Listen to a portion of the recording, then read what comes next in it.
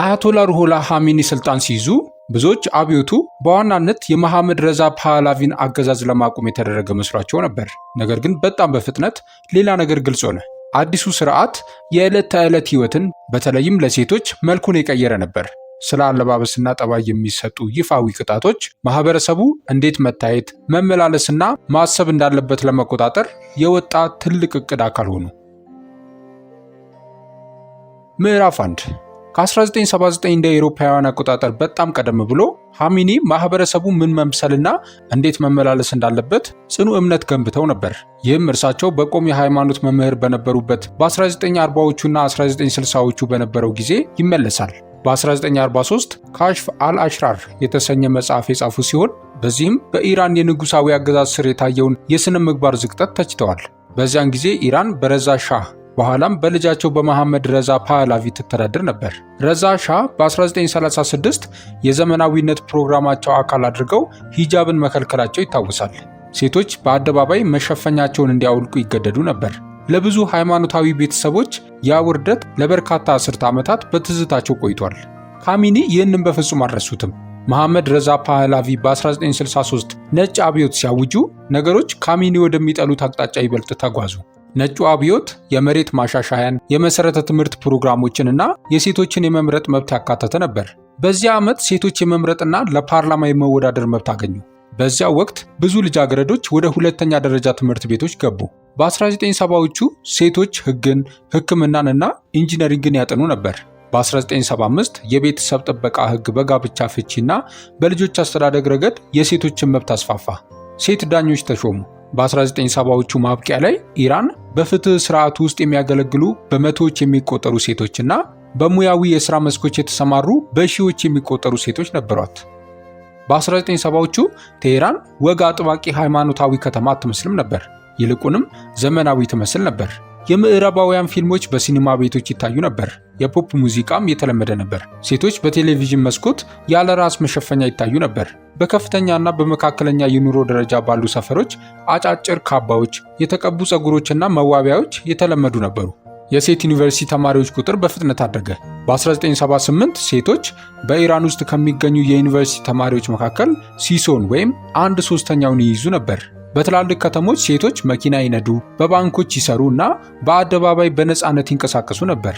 ኻሜኒ ይህን ሁሉ እንደ ማስጠንቀቂያ ምልክት ተመለከቱት። የምዕራባውያን ባህል በአለባበስ፣ በሚዲያ እና በወንዶችና በሴቶች የአደባባይ ቅልቅል አማካኝነት ኢራንን እየወረረ ነው ብለው አመኑ። በ1960ዎቹ በነበሩት ስብከቶቻቸው በተለይም ሻህ ለሴቶች የመምረጥ መብት ከሰጡ በኋላ እነዚህ ማሻሻያዎች ስለ እኩልነት ሳይሆን እስልምናን ስለማዳከም እንደሆኑ ተከራከሩ። በ1964 ሻህን በግልጽ በመቃወማቸውና በኢራን ውስጥ ላሉ የአሜሪካ ወታደሮች ለተሰጠው ያለመከሰስ መብት ተቃውሞ በማቅረባቸው ኻሜኒ ታስረው በዚያው ተሰደዱ። በመጀመሪያ ወደ ቱርክ፣ ከዚያም በኢራቅ ወደምትገኘው ናጃፍ፣ በኋላም በ1978 ወደ ፈረንሳይ ተላኩ።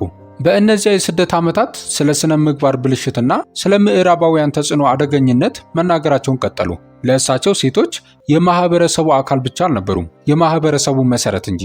ቤተሰብ የእስላማዊ መንግስት እምብርት እንደሆነና ሴቶች ደግሞ ቤተሰብን እንደሚቀርጹ አመኑ። ሴቶች በትህትና ቢለብሱና በእስላማዊ መመሪያዎች ውስጥ ቢቆዩ ወንዶች በአግባቡ እንደሚመላለሱና ልጆችም በሃይማኖታዊ ስርዓት እንደሚያድጉ አመኑ። ነገር ግን ሴቶች የምዕራባውያንን አለባበስና የአደባባይ ጠባይ ቢከተሉ ይህ ወደ ስነ ምግባር መፈራረስ እንደሚያመራ አመኑ። በእሳቸው እይታ የማህበረሰብ መበስበስ የሚጀምረው ከሚታይ ብልግና ነው። ይህ ሐሳብ ለፖለቲካዊ ንድፈ ሐሳባቸው ማዕከል ሆነ። በ1970 በናጃፍ በሰጡት ንግግር በኋላም ሁክማት ኢስላሚ ቬሊያት ኢፋጊ በሚል ርዕስ በታተመው መጽሐፋቸው እስላማዊ አስተዳደር ሃይማኖታዊ ሕግጋትን ሙሉ በሙሉ ተግባራዊ ማድረግ እንደሚጠይቅ ተከራክረዋል። ይህም ማለት ሕግጋት በወረቀት ላይ ብቻ መኖር የለባቸውም፣ ይልቁንም የዕለት ተዕለት ሕይወታችንን መቅረጽ አለባቸው ማለት ነው። አደባባዮች እስላማዊ ስርዓትን ማንጸባረቅ አለባቸው። አደባባይ ላይ የሚፈጸሙ ኃጢአቶችን እየታገሱ እስላማዊ መንግስት አለኝ ማለት አይቻልም ባይ ነበሩ። ስለዚህ በ1978 በሻህ ላይ ከፍተኛ ተቃውሞ ሲቀሰቀስ ኻሜኒ አስቀድሞ ግልጽ የሆነ ንድፍ ነበራቸው። የሴቶችን ገጽታ ስለመቆጣጠር አላመነቱም ነበር። ይህንንም ከዓመታት በፊት ወስነውት ነበር። ለእሳቸው የሴቶች በአደባባይ መታየት ማህበረሰቡ እስላማዊ ነው ወይስ ምዕራባዊ የሚለውን የሚለይበት ግልጽ ምልክት ነበር። በየካቲት 1 ቀን 1979 ከ15 ዓመታት ስደት በኋላ በሚሊዮን የሚቆጠሩ ሰዎች እየተቀበሏቸው ወደ ቴሄራን ተመለሱ። በጥቂት ሳምንታት ውስጥ ንጉሳዊው አገዛዝ ወደቀ። ሚያዝያ 1 ቀን 1979 ብሔራዊ ህዝብ ውሳኔ ከተደረገ በኋላ ኢራን በይፋ እስላማዊ ሪፐብሊክ ሆነች። ብዙ ህዝብ የፖለቲካ ነፃነትና ፍትህን ይጠብቅ ነበር። ነገር ግን ኻሜኒ ትኩረታቸው ማህበረሰቡን ከመሰረቱ መለወጥ ላይ ነበር። ጎዳናዎቹ አሁንም የሻህን ኢራን የሚመስሉ ከሆነ አብዮቱ ይከሽፋል ብለው አመኑ። አብዮቱ ገና ሳይረጋጋ የመጀመሪያው ቀጥተኛ እርምጃ ተወሰደ። መጋቢት 7 ቀን 1979 ኻሜኒ ሴቶች በመንግስት መስሪያ ቤቶች ውስጥ እስላማዊ አለባበስን እንዲከተሉ አወጁ። ይህ ገና በፓርላማ የጸደቀ መደበኛ የወንጀል ህግ አልነበረም። ነገር ግን በአብዮታዊቷ ኢራን ውስጥ የእሳቸው ቃል ትልቅ ስልጣን ነበረው። ሚኒስቴር መስሪያ ቤቶች፣ የመንግስት ቢሮዎች እና የህዝብ ተቋማት ወዲያውኑ ደንባቸውን ማስተካከል ጀመሩ። በእነዚህ ቦታዎች የሚሰሩ ሴቶች ጸጉራቸውን እንዲሸፍኑ ተነገራቸው። ጊዜውም ትልቅ ትርጉም ነበረው። በሚቀጥለው ቀን መጋቢት 8 ዓለም አቀፍ የሴቶች ቀን ነበር። ከደስታ ይልቅ ቴሄራን ተቃውሞን አስተናገደች። በሺዎች የሚቆጠሩ ሴቶች በዋና ከተማዋ ተሰበሰቡ። ብዙዎቹ አብዮቱን ደግፈው ነበር። ከጥቂት ወራት በፊት በሻህ ላይ ሰልፍ ወጥተው ነበር። አሁን ግን እንደገና ወጡ። በዚህ ጊዜ ግን የአዲሱን አመራር አቅጣጫ ለመቃወም ነበር። ከመጋቢት 8 እስከ መጋቢት 13 ቀን 1979 በቴሄራንና በሌሎች ከተሞች ሰልፉ ቀጠለ። ተማሪዎች፣ የቢሮ ሰራተኞች፣ የግራ ዘመም አክቲቪስቶችና ሂጃብ በግዴታ ሳይሆን በፈቃደኝነት መሆን አለበት ብለው የሚያምኑ አንዳንድ ሃይማኖተኛ ሴቶችም ሰልፉን ተቀላቀሉ። በመንግስት መስሪያ ቤቶች የጀመረው ነገር በቅርቡ ወደ ሁሉም ቦታ ይስፋፋል የሚል ስጋት ነበራቸው። አብዮታዊ ቡድኖችና ሕግ አጥባቂ ደጋፊዎች ተቃዋሚዎችን ተፋለሟቸው። በወቅቱ የነበሩ ዘገባዎች ሴቶች ስድብና ዛቻ ይደርስባቸው እንደነበር ይገልጻሉ። አንዳንዶቹ የምዕራባውያን ወኪሎች ተባሉ። አንዳንዶቹ ደግሞ ወይ ተሸፈኑ አሊያም ቤት ውስጥ ተቀመጡ ተባሉ። ጎዳናዎች ላይ ያለው ውጥረት በፍጥነት አደገ፣ ምክንያቱም አብዮቱ ገና አዲስ ነበር። የታጠቁ አብዮታዊ ኮሚቴዎችም በየቦታው ይንቀሳቀሱ ነበር። ይህንን ቅጽበት አስፈላጊ ያደረገው የአለባበሱ ጉዳይ ብቻ አልነበረም። በአዲሷ ኢራን ውስጥ የአደባባይ ማንነትን የሚወስነው ማን ነው የሚለው ጥያቄ ጭምር እንጂ።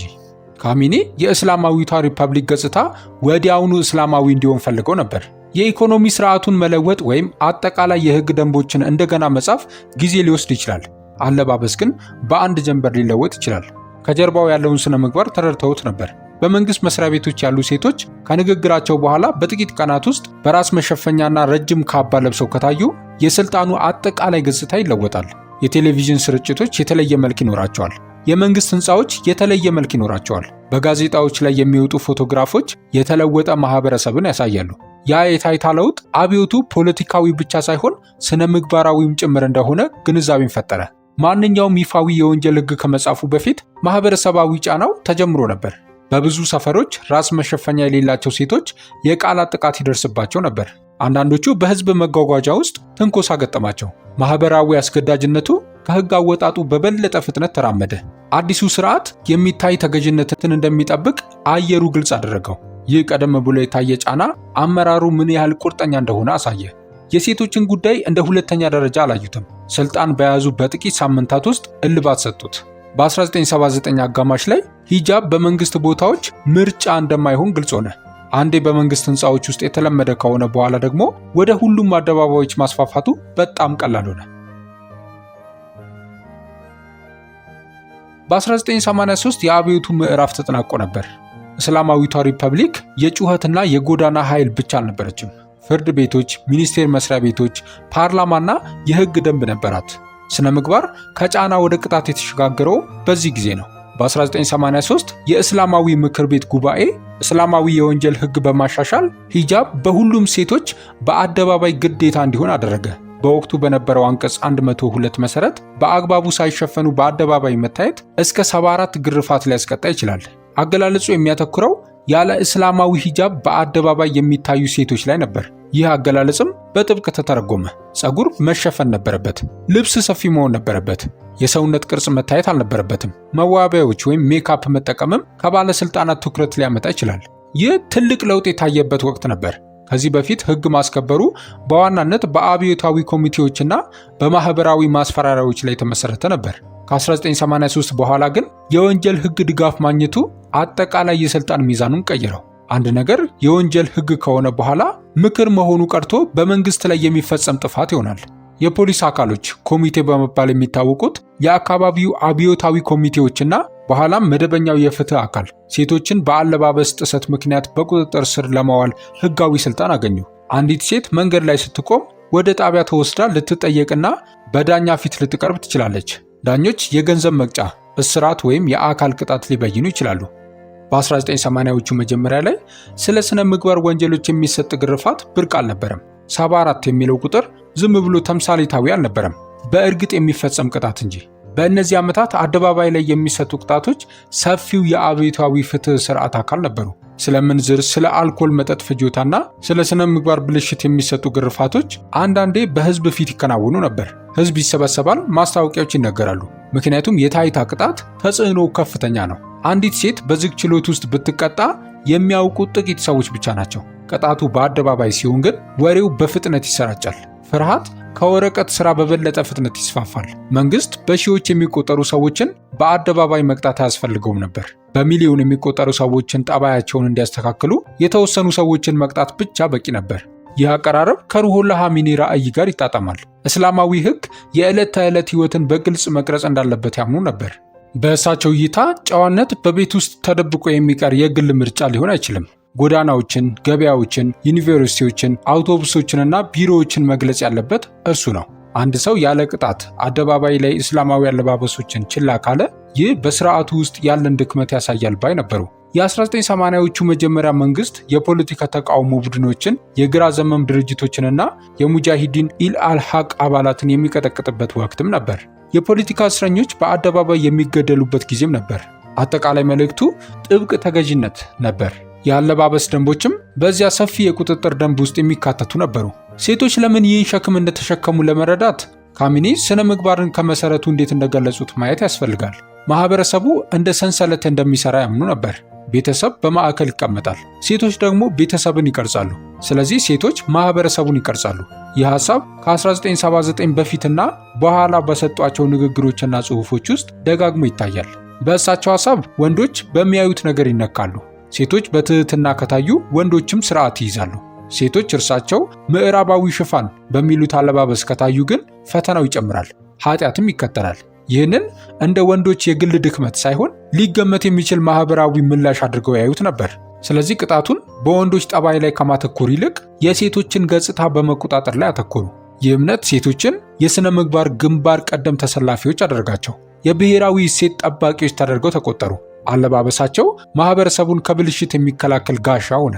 ያ ጋሻ ከተሰበረ ደግሞ አጠቃላይ መዋቅሩ ሊዳከም እንደሚችል መሪዎቹ ያምኑ ነበር። በዚህ ማዕቀፍ ውስጥ አንዲት ሴት ፀጉሯን ስታሳይ እንደ ግለሰብ ምርጫዋ አልተቆጠረም። ይልቁንም በሁሉም ላይ ተጽዕኖ እንደሚያሳድር አደባባያዊ ድርጊት ተቆጠረ። በባለስልጣናት ሐሳብ ይህ በእስላማዊ ስልጣን ላይ እንደተቃጣ ተቃውሞ ተወሰደ። ለዚህ ነው ሕግ ማስከበሩ ሃይማኖታዊ ብቻ ሳይሆን ፖለቲካዊ የሚመስል የነበረው። ቅጣትን በአደባባይ ማድረግ ስነ ምግባር አማራጭ እንዳልሆነ አረጋገጠ። አንዲት ሴት በገበያ ቦታ ስትታሰር ሌሎች የሚያዩ ሴቶች ወሰኑን ወዲያውኑ ይረዱታል። አደባባያዊ እርምጃ የጋራ ተቃውሞን ተስፋ ያስቆርጣል። ትናንሽ ቡድኖች የአለባበስ ደንቡን በጋራ ችላ ለማለት ቢሞክሩ የሚታዩ ስርዓቶች ያንን በራስ መተማመን በፍጥነት ይሰብሩታል። በቂ ሰዎች ውጤቱ እውነት መሆኑን ካመኑ በኋላ ተገዥነት ይከተላል። በመስከረም 1980 የኢራን ኢራቅ ጦርነት ሲጀመር ሳዳም ሁሴን ኢራንን እንዲወርር ካዘዘ በኋላ በአገሪቱ ውስጥ ያለው ሁኔታ ሁሉ እየጠነከረ ሄደ። ጦርነቱ እስከ ነሐሴ 1988 ድረስ የዘለቀ ሲሆን የኢራናውያን ሟቾች ቁጥር ከ200,000 እስከ 500,000 እንደሚደርስ ይገመታል። በድንበር አቅራቢያ ያሉ ሙሉ ከተሞች ወደሙ። በታዳጊ ወጣቶች የሚመሩት የባሲሊ ሚሊሻ ፈቃደኞችን ጨምሮ ወጣቶች በከፍተኛ ቁጥር ወደ ግንባር ተላኩ። በዚህ ሁኔታ ውስጥ አመራሩ ግጭቱን ከመሬት ይገባኛል ጦርነት ባለፈ ገለጸው። የእስልምናና የአብዮቱ ቅዱስ መከላከያ ተብሎ ተጠራ። ይህ አነጋገር በአገር ውስጥም ተጽዕኖ ነበረው። አገሪቱ ለሃይማኖታዊ ህልውናዋ እየተዋጋች ከሆነ የውስጥ ስርዓት ድርድር የማይቀርለት ጉዳይ ሆነ። በእነዚህ ዓመታት የአደባባይ ስነ ምግባር ህጎች ይበልጥ ጠነከሩ። መሪዎቹ የስነ ምግባር አንድነት የወታደሮቹን መንፈስ ያጠነክራል ብለው ተከራከሩ። የመንግስት ሚዲያዎች በጦርነት የተገደሉ ልጆቻቸውን ፎቶ የያዙ ሂጃብ የለበሱ እናቶችን ምስል ያሳዩ ነበር። መልእክቱ በጣም ግልጽ ነበር።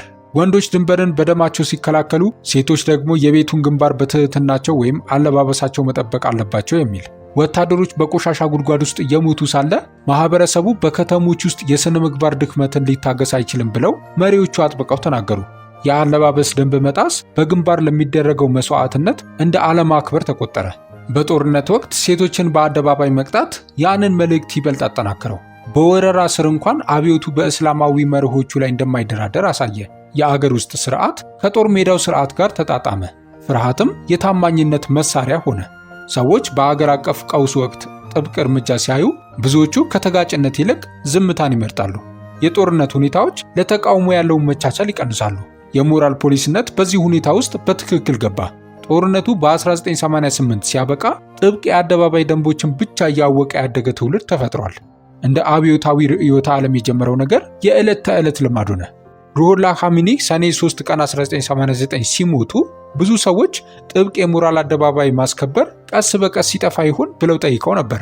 አብዮት ብዙውን ጊዜ መስራች መሪው ካለፈ በኋላ ይለሳለሳል። በኢራን ግን ያ አልሆነም። እርሳቸው የፈጠሩት መዋቅር በሕገ መንግስቱ፣ በወንጀል ሕጉና በደህንነት ስርዓቱ ውስጥ አስቀድሞ ተጽፎ ነበር። ከአሁን በኋላ በአንድ ሰው ላይ ብቻ የተመካ አልነበረም፣ ተቋማዊ ሆኖ ነበር። ከ1989 በኋላ አሊ ኻሜኒ የበላይ መሪ ሆኑ። ፕሬዚዳንቱ ባለፉት ዓመታት ቢለዋወጡም የሂጃብ ሕጋዊ ግዴታ ግን አልተቀየረም። የተለወጠው የአስገዳጅነቱ ዘይቤና ጥንካሬ ብቻ ነበር።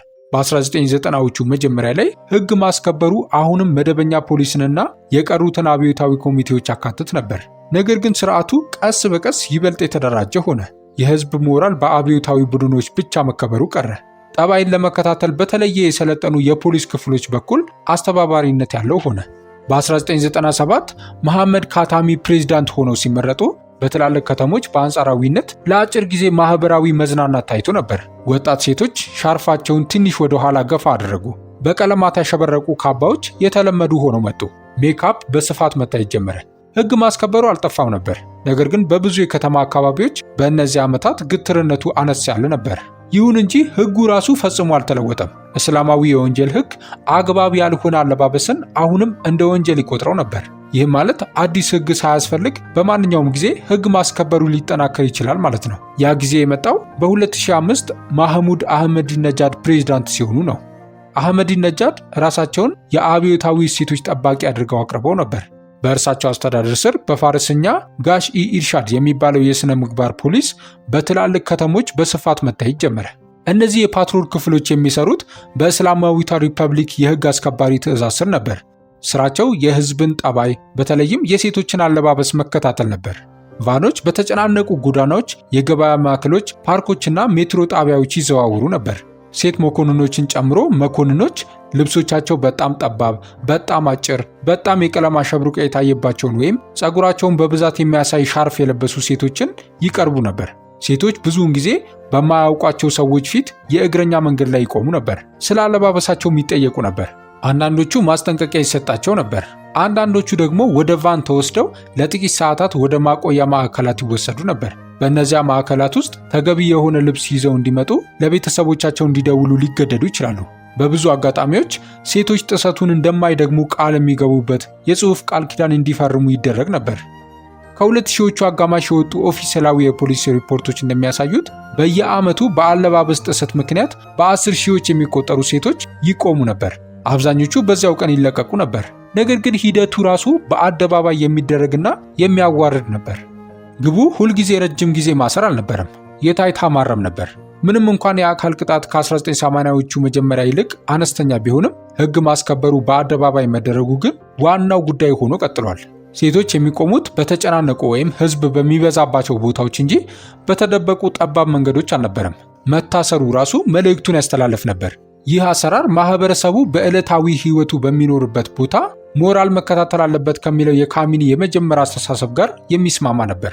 ጎዳናዎች፣ የገበያ ማዕከሎች፣ ዩኒቨርሲቲዎች፣ አውቶቡሶችና ቢሮዎች ገለልተኛ ቦታዎች አልነበሩም። በእስላማዊቷ ሪፐብሊክ ርዕዮተ ዓለም የህዝብ ቦታዎች እስላማዊ ማንነትን ያንጸባርቃሉ። ከጊዜ በኋላ ይህ ሕግ ማስከበር የዕለት ተዕለት ልማድ ሆነ። ከ1989 በኋላ ለተወለደው መላው ትውልድ የሞራል ፓትሮል ቫኖችን በጎዳናዎች ላይ ማየት የተለመደ ሆነ። ወጣት ልጃገረዶች የአለባበስ ምርጫቸው በአደባባይ ለሚፈጠር ግጭት ሊዳርግ እንደሚችል እያወሩ አደጉ። የሴቶች በአደባባይ መቀጣት ፈጽሞ ስለ ልብስ ወይም ፀጉር ብቻ አልነበረም፣ ስለ ስልጣን ነበር። እያንዳንዱ አብዮት ከድል በኋላ ተመሳሳይ ችግር ይገጥመዋል። ከዓመታት በኋላ አሁንም በቁጥጥር ስር እንዳሉ ለማረጋገጥ። ንግግሮች በቂ አይደሉም። ባንዲራዎችና መፈክሮች በቂ አይደሉም። የዕለት ተዕለት የኃይል ማረጋገጫ ያስፈልጎታል። ካሚኒ ይህን ከመጀመሪያው ተረድተውት ነበር። ቁጥጥርን ሰዎች በየቀኑ በሚያዩት ነገር ውስጥ አስገቡት። አለባበስ ሊወገድ የማይችል ነገር ነው። የሚታይ ነው። ሊደበቅ አይችልም። መንግስት በሚሊዮኖች የሚቆጠሩ ሴቶች በአደባባይ እንዴት መልበስ እንዳለባቸው መቆጣጠር ከቻለ ወደ ግል ህይወት ውስጥ መግባቱን ያሳያል። ያ ዘልቆ መግባት ጥንካሬን ያሳያል። ለዜጎችም መንግስት ድንበርንና ታክስን ብቻ ሳይሆን ጠባይንም እንደሚቆጣጠር ይነግራቸዋል። ሴቶች የዚያ ዘልቆ የመግባት አቅም ግልጽ መለኪያ ሆኑ። በአደባባይ የተሸፈኑ ሴቶች የበዙባት ከተማ እስላማዊቷ ሪፐብሊክ አሁንም ጸንታ እንደምትኖር አመላካች ነበረች። ብዙ ቁጥር ያላቸው ሴቶች ያለምንም ውጤት ሂጃብን ችላ ቢሉ ኖሮ ያ የመሸርሸር ምልክት ይሆን ነበር። አስርተ ዓመታት አለፉ። ነገር ግን ህግ የማስከበር አመክንዮው አንድ አይነት ሆኖ ቀረ። ዘይቤውም ተደጋገመ። በ1979 የተመሰረተውና በ1983 በይፋ ህግ የሆነው መዋቅር ፈጽሞ አልጠፋም። በጥንካሬው ተቀያየረ እንጂ በመርህ ደረጃ አልተቀየረም።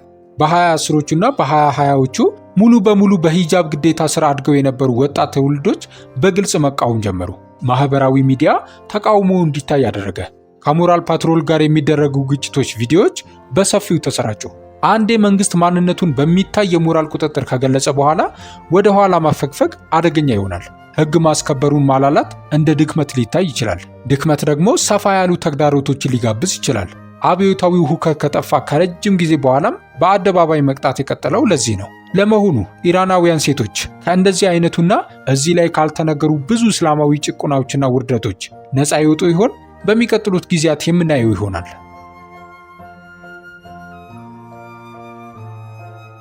50 ብር በወር አይጎዳችሁም። በአገራችን ከ30 ሚሊዮን በላይ ወንጌላውያን አማኞች አላችሁ። ለዚህ አገልግሎት ተጠናክሮ መቀጠል የሚያስፈልገው የሰው ብዛት ደግሞ 1000 ብቻ ነው። 1000 ሰው በ50 ብር ወርሃዊ መዋጮ ቢሳተፍ ትልቅ የወንጌል ሥራ መስራት ይቻላል። ከ30 ሚሊዮን በላይ ከሚሆን ሕዝብ ግን 1000 ቅዱሳንን ማግኘት ከአገልግሎቱ በላይ እጅግ በጣም ከባድ ሆኗል። በኢየሱስ ክርስቶስ የተሰጠው አደራ የሁላችንም እንደሆነ ልብ እንድትሉ ለማሳሰብ እወዳለሁ። መሳተፍ የምትፈልጉ ማገልገል እፈልጋለሁ የሚል አጭር የጽሑፍ መልእክት በዚህ ስልክ ቁጥር በመላክ መመዝገብና በገንዘባችሁ ማገልገል ትችላላችሁ።